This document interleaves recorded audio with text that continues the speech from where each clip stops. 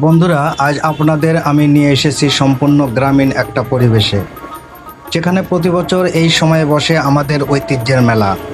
মেলার গেট দিয়ে পা রাখতেই চারপাশের এই যে চেনা কোলাহল, মাটির সোদা গন্ধ আর মানুষের হাসি মুখ, মুহূর্তের মধ্যেই যেন মনটা এক অন্যরকম ভালো লাগায় ভরে ওঠে। নাগরিক জীবনের সব ব্যস্ততা, ইট পাথরের দেয়াল আর যান্ত্রিক কোলাহল ভুলে এই মেলা প্রাঙ্গণে এলে মনে হয় আমাদের চিরচেনা রূপসী বাংলার আসল রূপ তো এখানেই লুকিয়ে আছে। যেখানে কোনো কৃত্রিমত্তা নেই, আছে শুধু এক অদ্ভুত প্রাণের টান। চারদিকে রঙিন কাচের চুড়ি, মাটির শানকি আর হাজারো মানুষের এই যে মিলন মেলা, এটাই তো আমাদের হাজার বছরের ঐতিহ্য। মেলা মানেই তো বাঙালির প্রাণের উৎসব, যেখানে আনন্দের কোনো কমতি থাকে না। মেলার গেট পার হয়ে একটু ভেতরের দিকে এগুলেই চোখে পড়বে রঙিন সুতো আর বাঁশের তৈরি হাত পাখার দোকানগুলো। আজ এসি কিংবা টেবিল ফ্যানের যুগে হয়তো এই পাখাগুলোর কদর কিছুটা কমেছে, কিন্তু এর ভেতরের শিল্প আর আবেগ কি কখনো কমে? একটু পাশে তাকালেই দেখা যাবে খেলনার দোকানগুলো। মাটির তৈরি পুতুল, কাঠের টমটম গাড়ি, টিনের তৈরি চরকি আর প্লাস্টিকের বাহারি সব খেলনা। আমরা যখন ছোট ছিলাম, মেলা থেকে মাটির ব্যাঙ আর টিনের বাঁশি কিনে সারা পথ বাজাতে বাজাতে বাড়ি ফিরতাম। তা পৃথিবীর কোনো দামি এসি বা ইলেকট্রনিক যন্ত্র দিতে পারে নাই। এই পাখাগুলো শুধু হাওয়া খাওয়ার মাধ্যম নয়, এগুলো আমাদের লোকশিল্পের একটা জীবন্ত দলিল, যা আমাদের গ্রামীণ সংস্কৃতির কথা মনে করিয়ে দেয়। একটু ভালো করে খেয়াল করে দেখুন, বাঁশের চটা, তালপাতা আর রঙিন সুতো দিয়ে গ্রামীণ কারিগররা কত যত্ন করে এই পাখার গায়ে নকশা তুলেছে। কোনো কোনো পাখায় আবার সুন্দর করে সুতোর ফুল তোলা। চৈত্র বৈশাখের তপ্ত দুপুরে বা জ্যৈষ্ঠের কড়া গরমে এই হাত পাখার মৃদু বাতার যে স্বস্তি আর শান্তি এনে দেয়, তা পৃথিবীর কোনো দামি এসি বা ইলেকট্রনিক যন্ত্র দিতে পারে নাই। এই পাখাগুলো শুধু হাওয়া খাওয়ার মাধ্যম নয়, এগুলো আমাদের লোকশিল্পের একটা জীবন্ত দলিল, যা আমাদের গ্রামীণ সংস্কৃতির কথা মনে করিয়ে দেয়। মেলা ঘুরে বেড়াবো আর মেলার সিজনাল ফলের স্বাদ নেব না, তা কী করে হয় বলুন? এই দেখুন, মেলার এক কোণে বসেছে রসালো সব ফলের বাজার।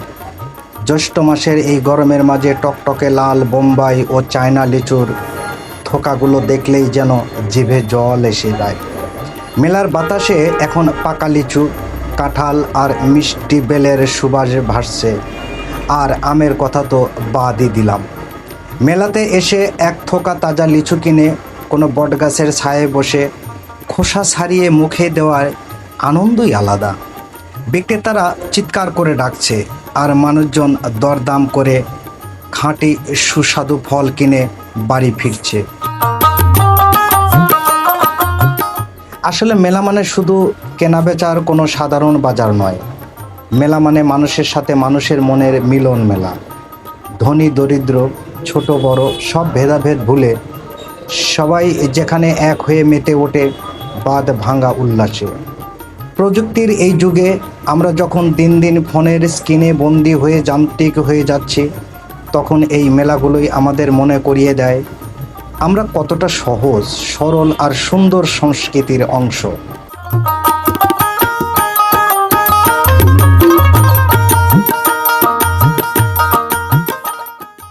মেলা ঘুরে বেড়াবো আর মেলার সিজনাল ফলের স্বাদ নেব না, তা কী করে হয় বলুন?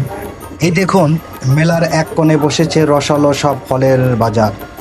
জ্যৈষ্ঠ মাসের এই গরমের মাঝে টকটকে লাল বোম্বাই ও চায়না লিচুর থোকাগুলো দেখলেই যেন জিভে জল এসে যায়। মেলার বাতাসে এখন পাকা লিচু, কাঁঠাল আর মিষ্টি বেলের সুবাস ভাসছে। আর আমের কথা তো বাদই দিলাম। মেলাতে এসে এক থোকা তাজা লিচু কিনে কোনো বটগাছের ছায়ে বসে খোসা ছাড়িয়ে মুখে দেওয়ার আনন্দই আলাদা। বিক্রেতারা চিৎকার করে ডাকছে আর মানুষজন দরদাম করে খাঁটি সুস্বাদু ফল কিনে বাড়ি ফিরছে। এই ফলগুলো শুধু আমাদের রসনা তৃপ্তি করে না, এগুলো যেন জানান দেয় আমাদের এই সুজলা সুফলা বাংলার বুক চিরে রূপ রস গন্ধের কোনো কমতি প্রকৃতি আমাদের দেয়নি।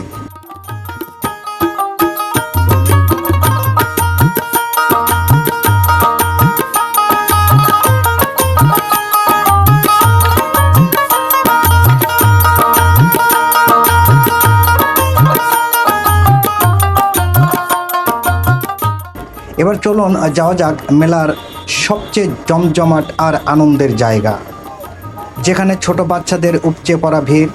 ওই দেখুন, গ্যাস সিলিন্ডার থেকে লাল নীল সবুজ হলুদ রঙের বেলুন ফুলিয়ে সুতো দিয়ে বেঁধে রাখা হয়েছে।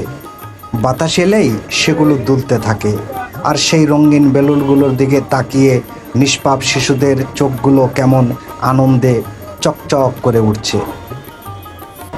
আজ এই বাচ্চাদের আনন্দ আর মা বাবার কাছে খেলনার জন্য বায়না ধরা দেখে নিজের সেই হারিয়ে যাওয়া শৈশবটার কথা বারবার মনে পড়ছে। তো বন্ধুরা, মেলা ঘুরে আপনাদের কেমন লাগলো? এই হাত পাখা লাল লিচু আর রঙিন বেলুনগুলো কি আপনাদের মনের ভিতরে শৈশবটাকে একটু হলেও নাড়া দিয়েছে? কমেন্ট করে অবশ্যই আপনার মূল্যবান অনুভূতি আমাদের জানাবেন। এবং আমি অনুরোধ করব, মালেক বিনোদন চ্যানেলটি সাবস্ক্রাইব করে আমাদের সঙ্গে থাকবেন। ভিডিওটি ভালো লাগলে লাইক ও শেয়ার করবেন। আজকের মতো মেলা প্রাঙ্গণ থেকে বিদায় নিচ্ছি আমি এমডি আব্দুল মালেক। সবাই ভালো থাকবেন, সুস্থ থাকবেন। আল্লাহ হাফিজ।